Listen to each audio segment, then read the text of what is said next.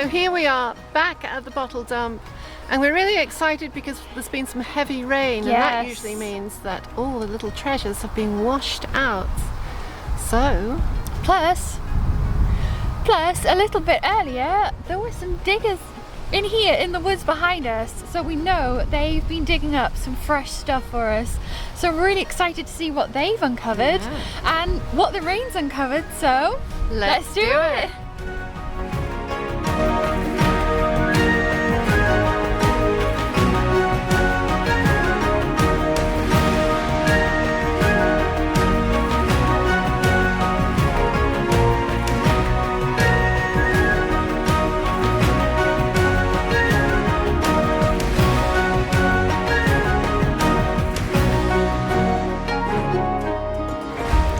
Right, well down here it looks like I've got my first finds, a broken pipe bowl and a broken pipe bowl. Not so great, but hopefully we'll find some whole ones today as well. And it's a little button, a little glass button. Okay, so down here, get this grass out of the way, it looks like a bead, is it? It is. It's like, I think it's the end of a hat pin actually. See where it's broken, where the metal rod would have gone in, but look at that. That is beautiful. And also I can spot down here a clay marble. And over here, I'm not sure what this is. I've got my trowel here, hang on. Big terracotta ball. Oh no, it's just a broken piece of pot. But yeah, mosquitoes landing on my face. So here's some pipe bowls. It's a complete one, it's plain, but it's still complete. And this one here, oh, which is still a bit sludgy. So I'm not sure if there's anything on it. GMS, I think it says. Oh, so I'll keep that and that. Right, so down here is a lovely little stoneware bottle, and here is a pot with its lid still on. So that's weird. I'm not going to open that till I get home. What's this over here?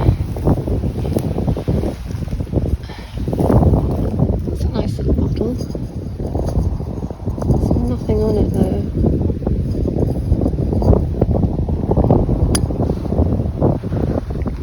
So yeah, two nice finds.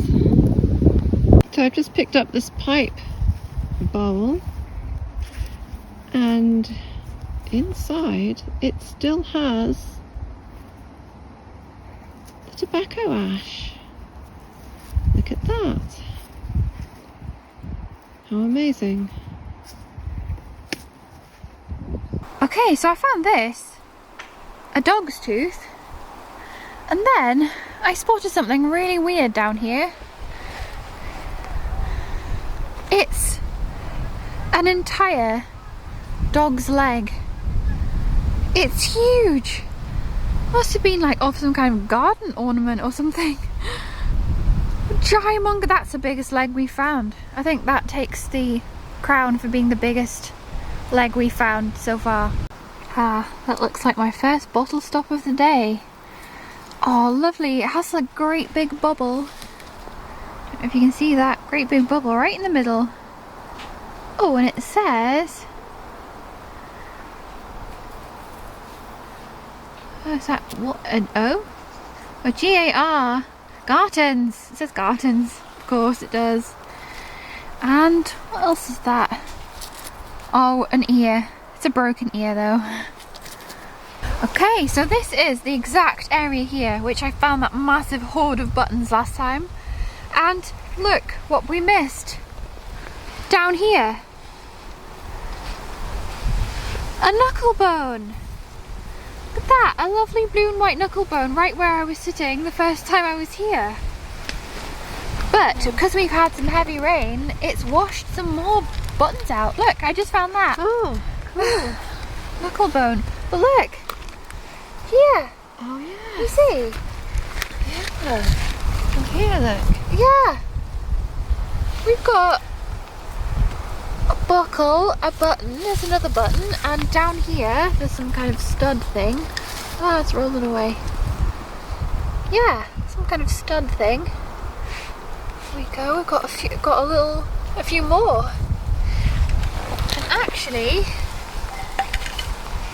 under here, there's more sticking out. You know what I'm thinking? There's more under there. The other half of it is under here. Look, is that more green? Maybe we should try and do some digging. Look. Oh yeah, there's a bit of one. Even more buttons under here. Okay, I'm gonna put the camera away and collect up some of these buttons, and then we'll bring you back. So this button, it has a person's head on it. Oh. And still more of them are coming out down here, look. It's like a round. Oh, it's like a button. ball. Like a ball button. Oh, look at that. Oh, and there's another one, a little military with general service button. And one there. Oh, that's a bit crusty, that one. Broken. But, oh, something there. There's still stuff coming up down here. There's one down here. That's a big Is one. it complete? Oh, it is. Oh wow, look at that. It's a livery button. A huge livery button. Oh, can't see what's on it. It's too crusty. But it's so exciting because we can look these up back at home. Clean them up. You may remember a few weeks ago we found a hoard of brass buttons. Go and check it out by following the links below. This week, on a return visit to the site, we managed to find more buttons from the same hoard, and with some research unlocked some more of their secrets. So, here they are. PR Great Junction Street, Leith. PR was Peter Reed, a tailor and clothier who had a shop on Great Junction Street in Leith, Edinburgh. He was born in Mid-Calder in 1841, the son of a village blacksmith. In 1884, Peter is mentioned in a newspaper story as follows. Liberal Justice. John Burnett, labourer, Burgess Street, was charged with begging for money and food from Peter Reed, tailor and clothier, Great Junction Street on the 27th. He pleaded guilty. There were 6 convictions against him. The magistrate. I fear you are becoming a confirmed beggar. A stout man like you, where do you belong to? Accused, Aberdeen.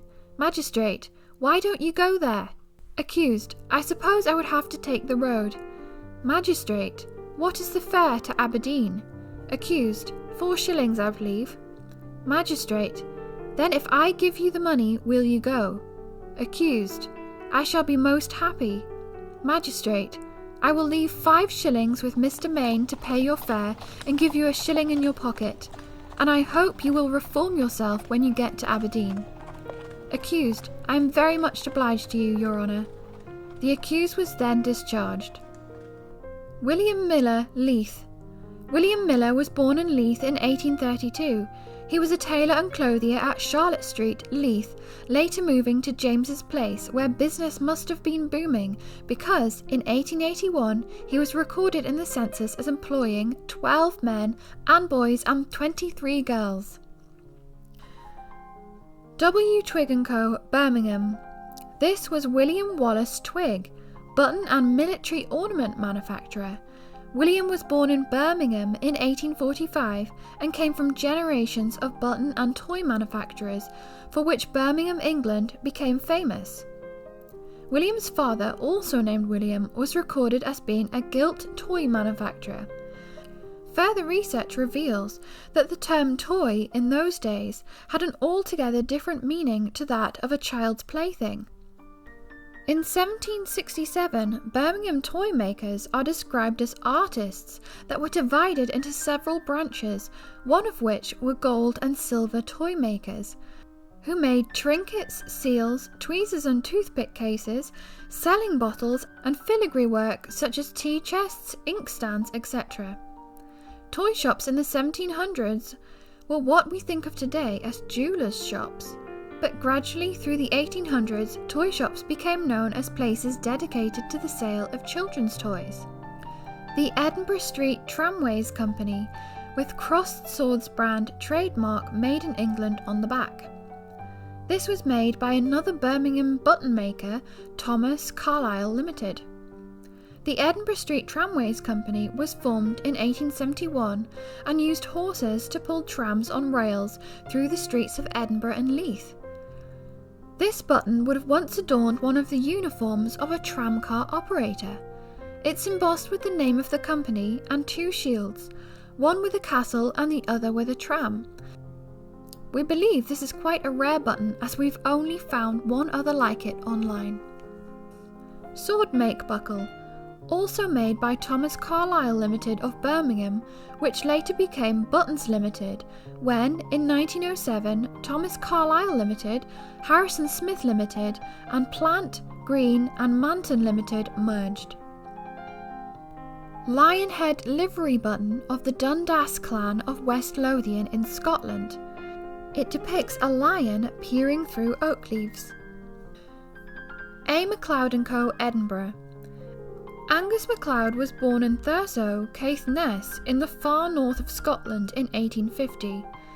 He was the son of an agricultural labourer, and at the age of 12 we find little Angus working as a cattle herd on the farm of William Grant. What happened to change the fortunes of Angus we may never know.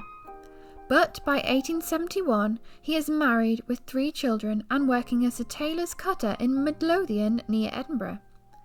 From here, Angus went on to run his own business as a tailor and clothier, owning a big house at No. 6 Warrender Park Terrace in Edinburgh.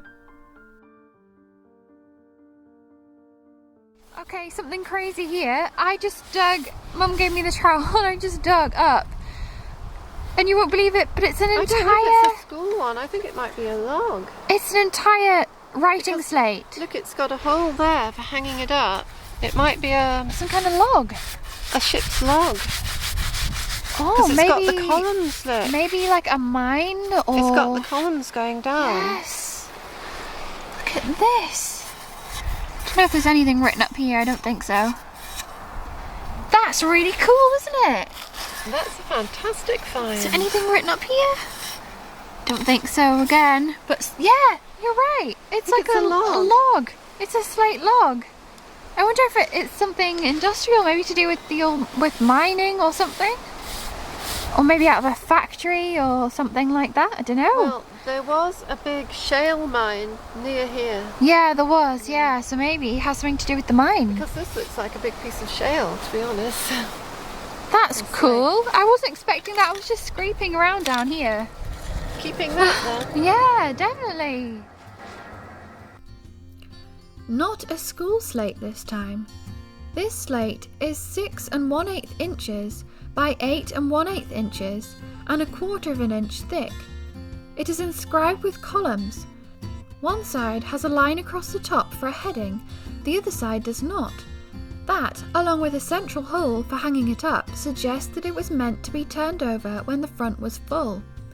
It's not a ship's or boat log because the columns would have been set out differently. Our best guess is that it comes from a factory, mill or mine to keep some sort of tally. A very interesting and rare find. Down here, I think I've spot. Oh yes, it's a little tiny doll's lid. It looks pink, like a pinky one. That's unusual. I think it might have some kind of like flower bud on the top or something. Oh, that's cute. I like that one.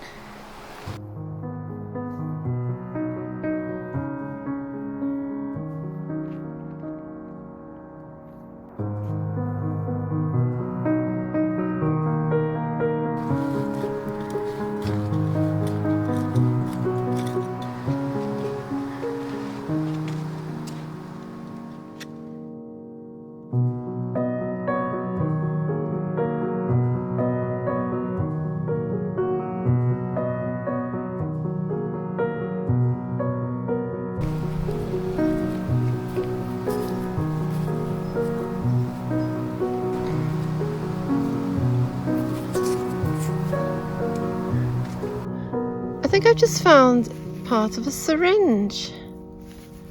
I think it's the plunger part of a syringe that would have had like cork or rubber or something around it. This is made of glass, so it's amazing that it survived. Oh, that's really cool. This strange-looking glass object is in fact the inside plunger part of a Victorian ear syringe, used for the removal of surplus earwax. What's this little bottle? Is it anything? No, I think it's plain. Oh, wait a minute, what's it got on here? Oh, it's not plain, it's got something on it. I can't make it out. Hang on.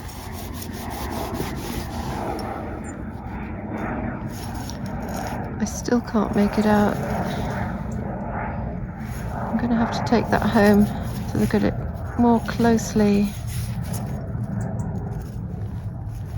Okay, so Mum's having loads of luck in the hole behind her there.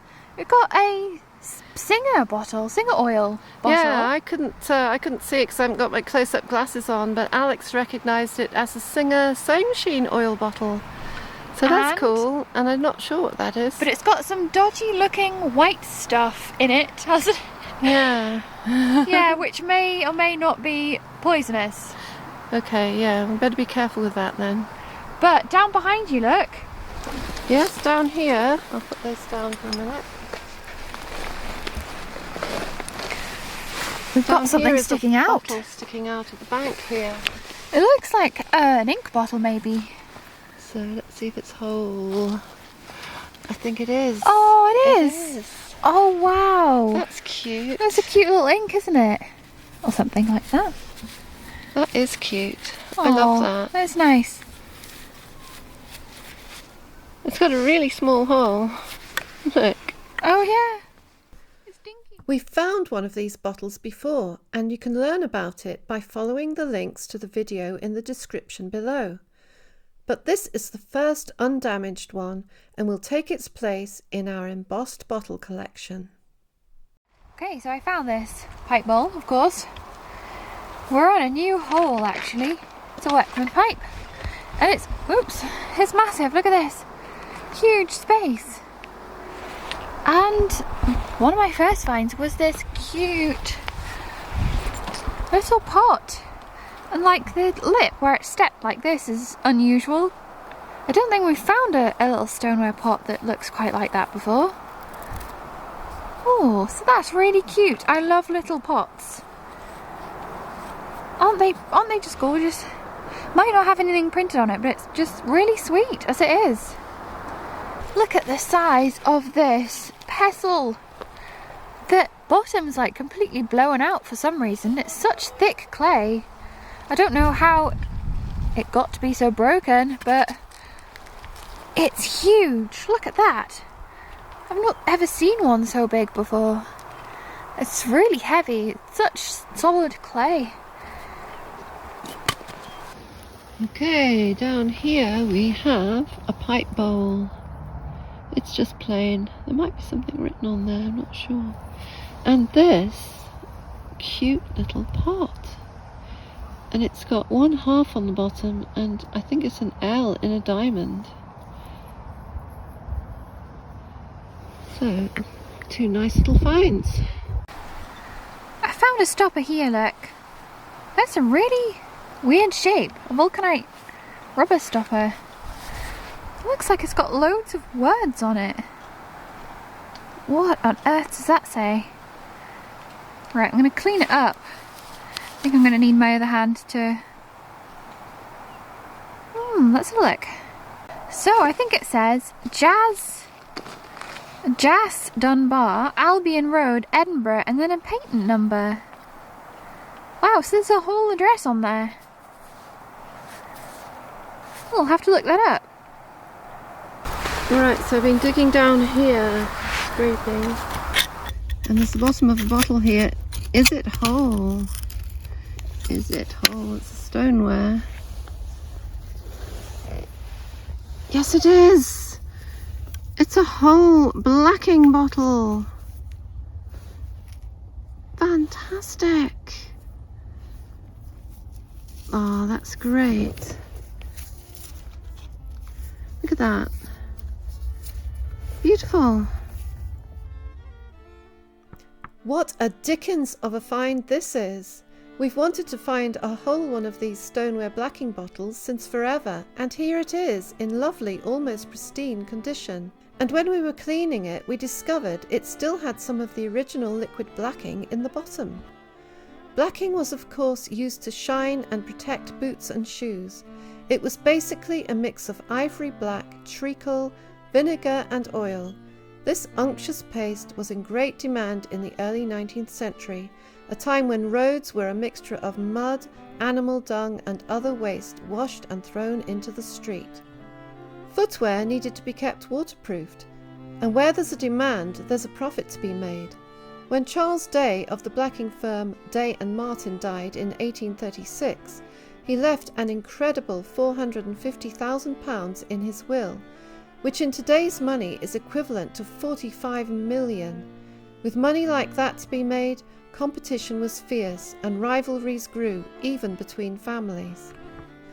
Day and Martin began commercial production of boot blacking in about 1801, with Day buying out Benjamin Martin for £10,000 in 1808. A slightly earlier manufacturer was Jonathan Warren, who went into business with his brother Thomas in about 1791. The two, however, fell out and the business divided, both using the name Warren's Blacking. Thomas died and his son Robert inherited the business, and the two companies existed in fierce rivalry for over 20 years. It was Jonathan Warren who ran his factory at Hungerford Stairs, overlooking the River Thames. And this is where, in 1823, at the age of only 11, little Charles Dickens was sent to work after his father was sent to debtor's prison. Years later, Dickens was to write about it, giving an interesting insight into life in a blacking factory. It was a crazy, tumble-down old house, abutting, of course, the river, and literally overrun with rats. Its wainscoted rooms, its rotten floors and staircase, and the old grey rats swarming down the cellars, and the sound of their squealing and scuffling coming up the stairs at all times, and the dirt and decay of the place rise up visibly before me as if I were there again. My work was to cover the pots of paste blacking, first with a piece of oil paper and then with a piece of blue paper, to tie them round with string and then to clip the paper close and neat all round until it looked as smart as a pot of ointment from an apothecary's shop. 2 or 3 other boys were kept at similar duty downstairs on similar wages. One of them came up in a ragged apron and paper cap on the first Monday morning to show me the trick of using the string and tying the knot. His name was Bob Fagin, and I took the liberty of using his name long afterwards in Oliver Twist. There were many blacking manufacturers in the 19th century who used all shapes and sizes of bottles. Our bottle is of the shape used later by both Day and Martin and Warren's. And we think Charles Day would be very happy to learn that his company is still in existence today as Carr, Day and Martin, producing leather care products to this day. Alright, so we're just both sitting inside of a hole here. And there's Alex. It's quite deep. I've just found this part of an egg cup, and it's got 2 or 3 Dutch people on it and some windmills. So that's quite funny. And Alex has found this unusual Big lump of glass. Yeah, what is it? It's polished on the top, if that is the top, and the bottom. It's got a slight bevel in it there as well, I think. What on earth is it? Could it have been for grinding something like colours, like paints? I thought they were like, the grindy thing were like... Maybe they weren't all the same though.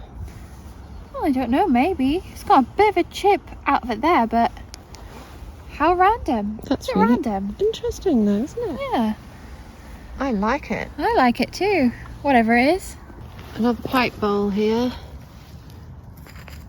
Oh, I think it's got one of those little dog's heads on it. We thought these were spurs at first. We found a few of them now, but they are actually little dog's heads. Oh, that's nice. Pipe bowl down here with something on it at the bottom. Oh, some kind of like foliage design. It is broken off though by the looks of it. I haven't found one of these in ages. It's a little like ceramic keyhole cover and a scutcheon cover. And that little button, which is like shale, which is really unusual. It's kind of like stone, maybe it doesn't feel like bone.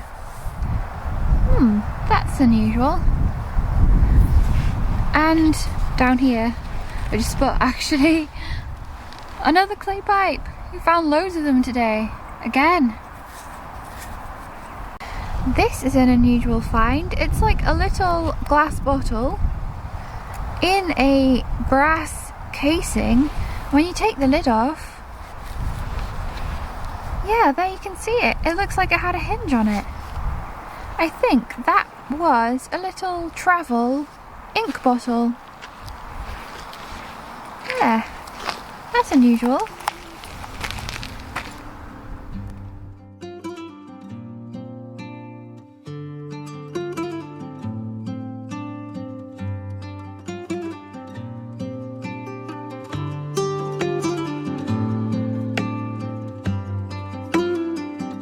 We have really enjoyed finding, researching and telling the history of the things we found this week and have loved having you come along with us.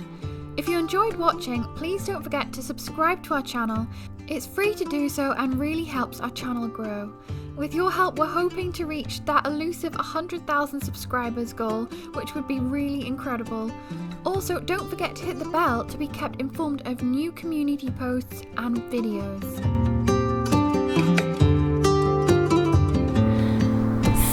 It's been a really chilly autumn day today, but the sun has been shining, so that's one positive. Yeah. But we expect there to be lots of cold days like this from now on as we go into the winter. But we have found a few nice bits and bobs. Yes, we have. Again, as usual, and some more really interesting buttons, which you'll have seen, but we haven't had the chance to clean them up just We yet. haven't seen the things cleaned up yet, No. so you're ahead of us on that. Which is like, this is Alex and Gail in the past. But yeah, all there is to say now is a great big thank you to everyone who has liked this video, who has left a comment down below, and who of course has subscribed to our channel. And a super big thank you to all of our patrons on Patreon who help to keep us going every month. Thank you so much. And to everyone who supports us, who buys us a coffee on Ko-fi or anything at all. Yeah, really. anything. And we'll see you again next week. Bye.